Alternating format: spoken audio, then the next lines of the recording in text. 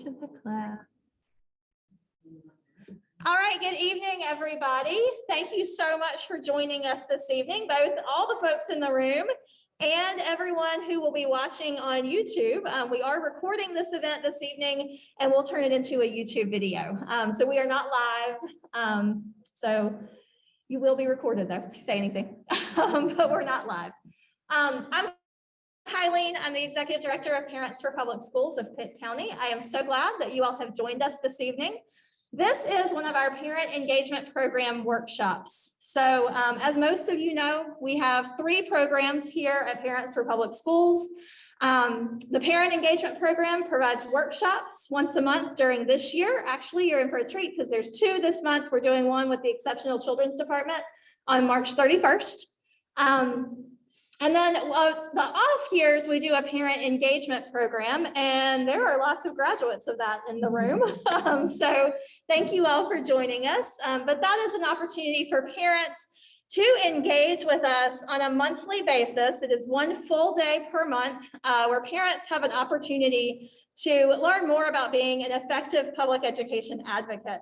So if you're interested in joining the parent engagement program for next year in that more intense cohort style, certainly let me know. You can comment on a Parents for Public Schools Facebook page or send us a Facebook message. You can also email me. For the benefit of folks on Zoom, my email is kdibble@ppspittcounty.org. We also do community conversations where we gather information from parents and community members about their experiences with Pitt County schools. And right now we are in the midst of school tour season. So someone out there may have taken a tour with us in the past couple of weeks or might be signed up for one this week or next week. So that's what we do at Parents for Public Schools. I will say that since the inception of Parents for Public Schools as a national organization and a local organization, we have a commitment to diversity, and not only diversity, but equity. And so we've been very excited over the past year to be in a lot of meetings about racial equity where we've connected with Digging for Diversity. Digging for Diversity is a group of high school students from D.H. Conley who have really taken on the task of understanding inclusivity in our community and finding ways to engage in inclusive activities in our community. So tonight we are going to welcome their president, Karamia Landis, and she is going to come and tell us some of the activities that Digging for Diversity has done in the past year. And then she also has a presentation for us to help us better understand things that we can do to be more inclusive in our community. So Karamia, if you want to come up, I'm going to make sure I'm sharing the screen for you.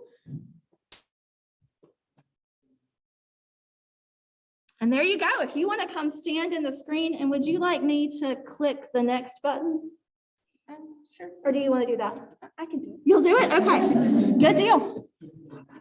Okay, so hi guys, my name is Karamia Landis, and I'm the president and founder of Digging for Diversity.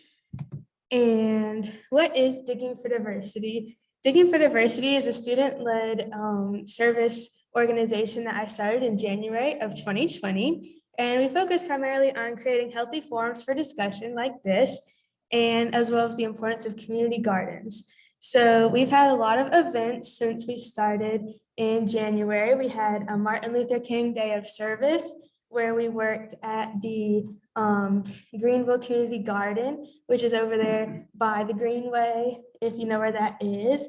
And so we worked in the garden first, and we harvested food to give to Joy's Soup Kitchen.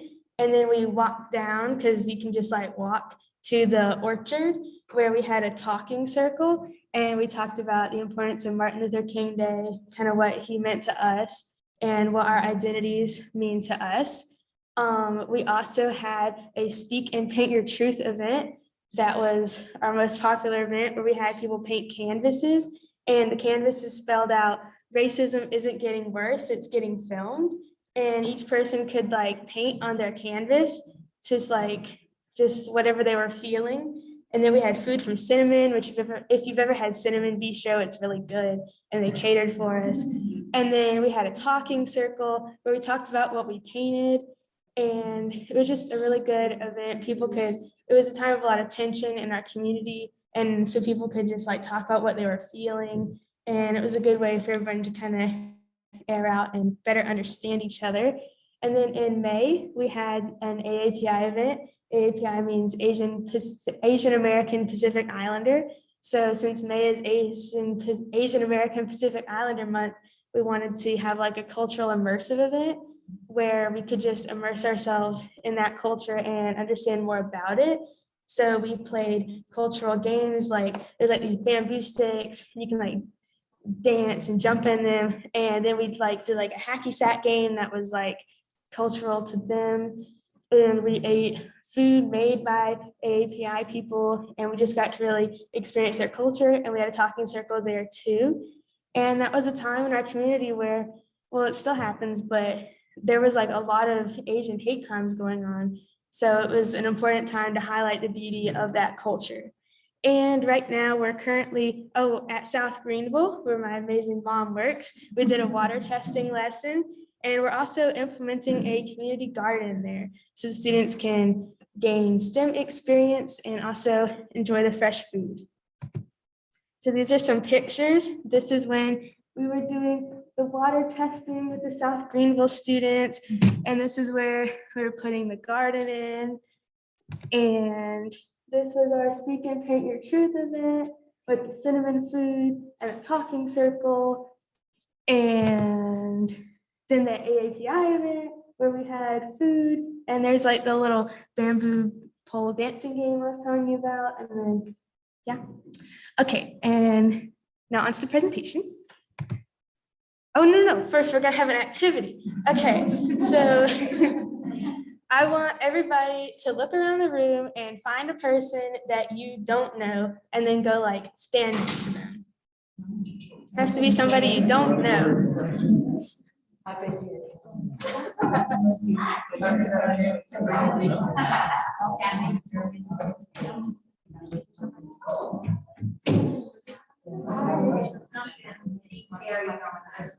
Yeah, you can also be a group of 3 if you want to.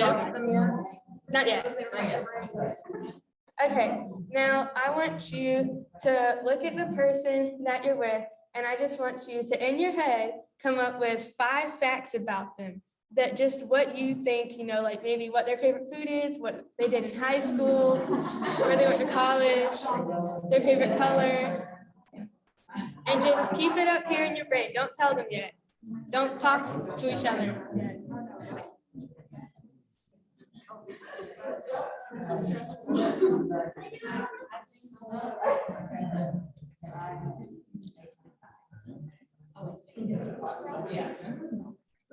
All right, once you've come up with your 5 facts, just look at me. Okay, everyone seems to be good.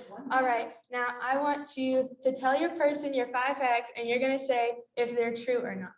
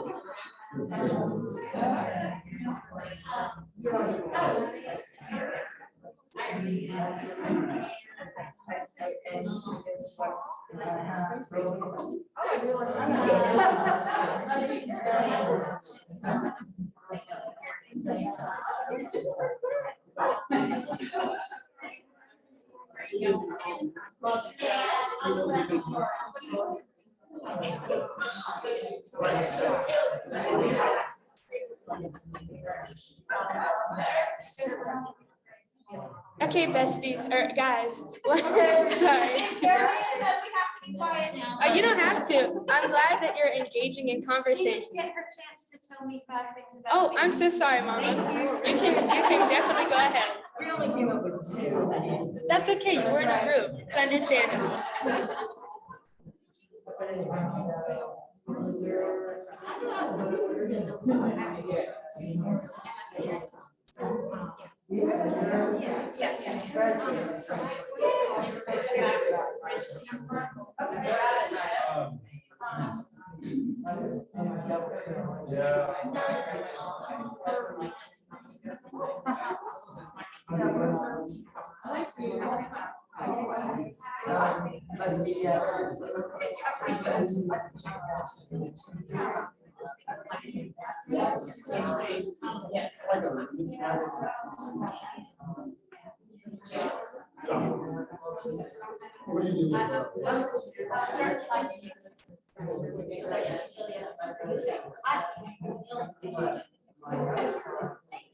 Hey, Brianna, can you take a picture of people talking in their groups?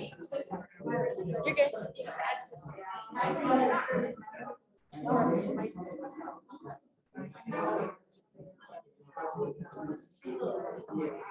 oh, wow.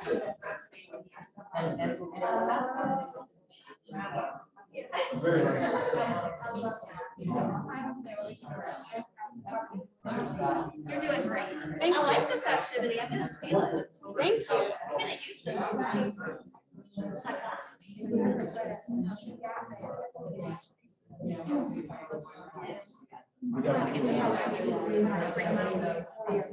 Should I do that?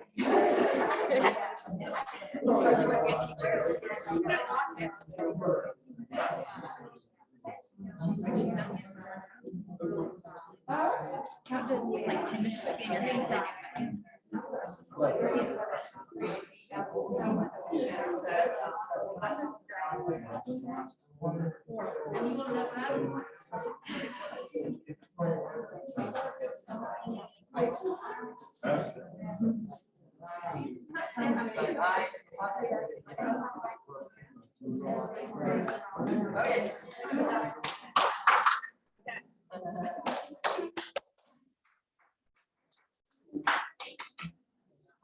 All right. So you can go back to your seats now, or you can stay with your people. It doesn't matter.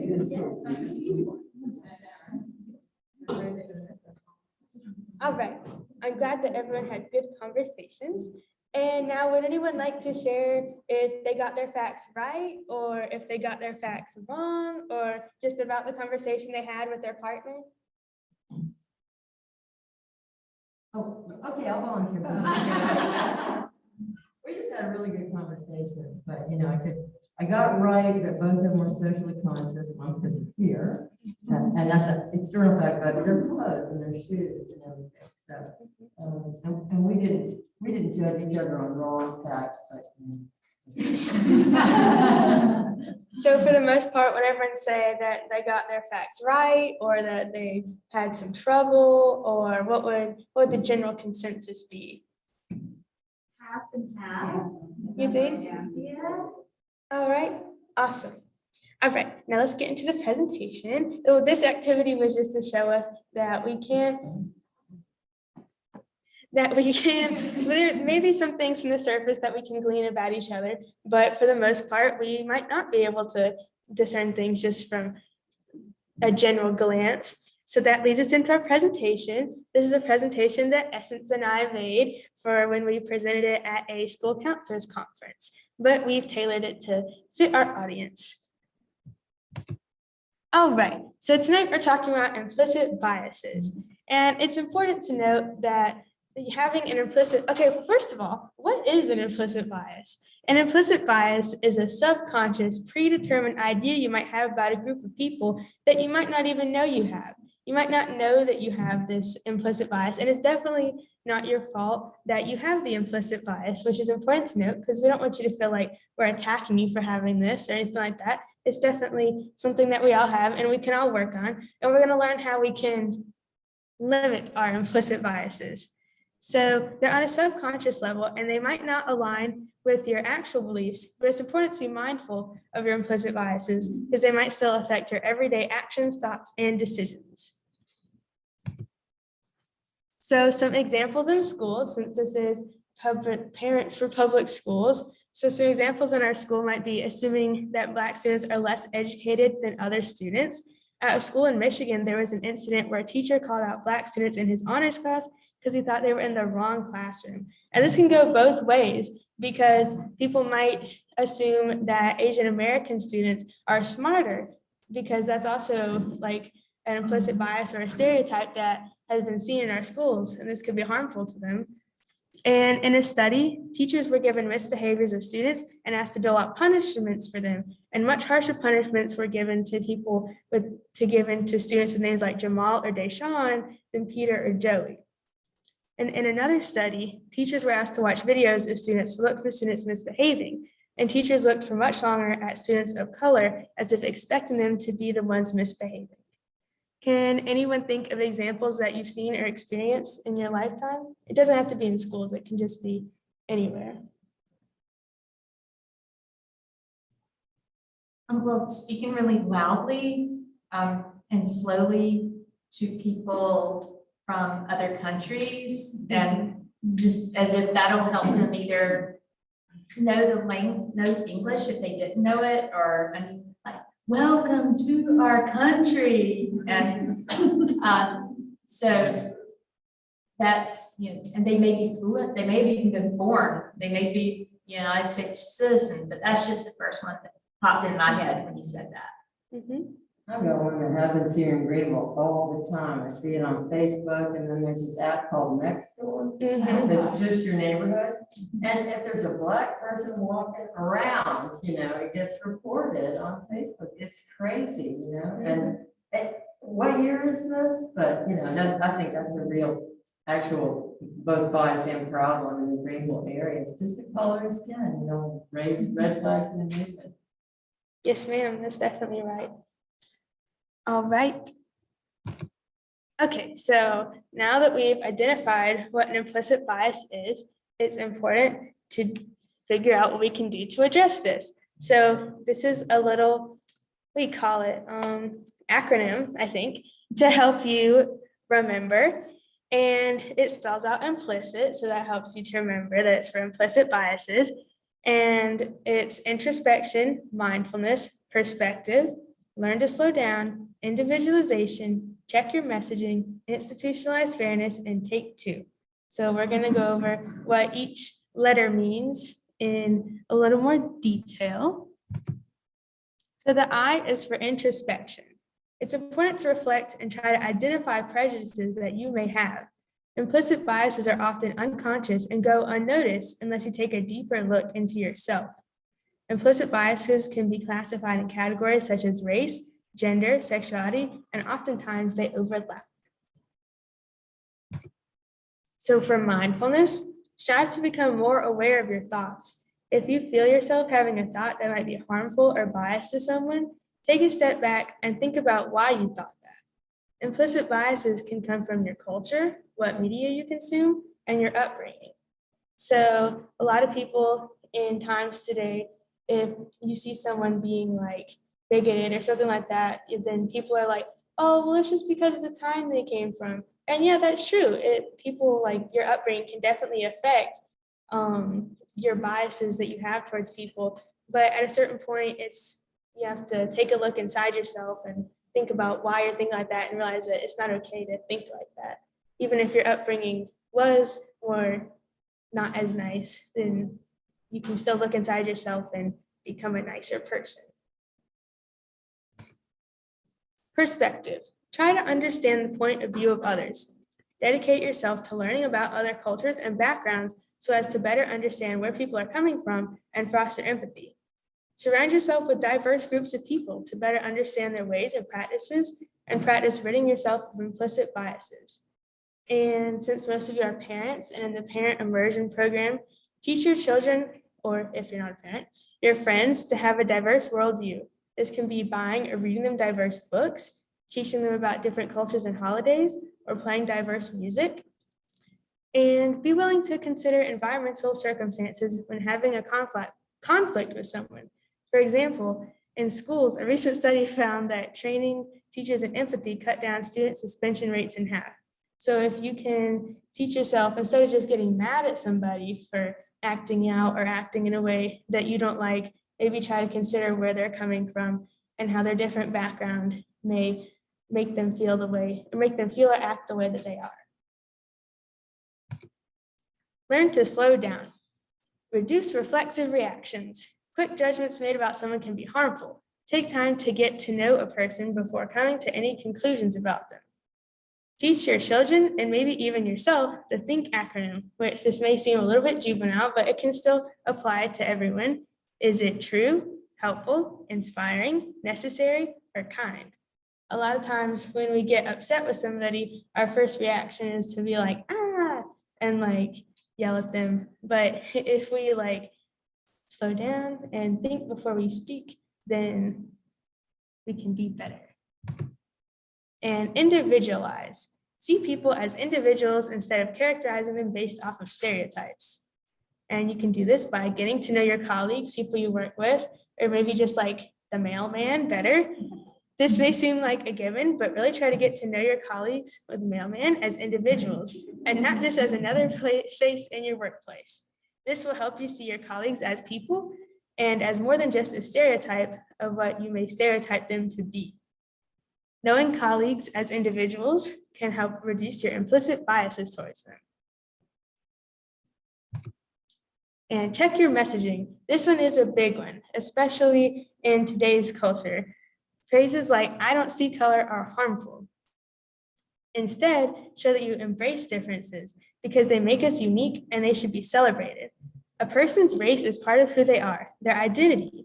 To say that you don't see race is to deny them of this. And in not acknowledging that they are different, you erase their individuality. And a lot of times people saying that they don't see color are just trying to ignore the fact that there are race relation issues. And pretending to not see color has proven to not be helpful. In fact, adhering to a colorblind philosophy has been shown to increase implicit bias. So just saying like, oh, I don't see color, then like people might think, it might be coming from a good place. They might think that like they're saying, oh, everyone's equal, but it's actually not helpful to erase somebody's identity because race is part of who you are.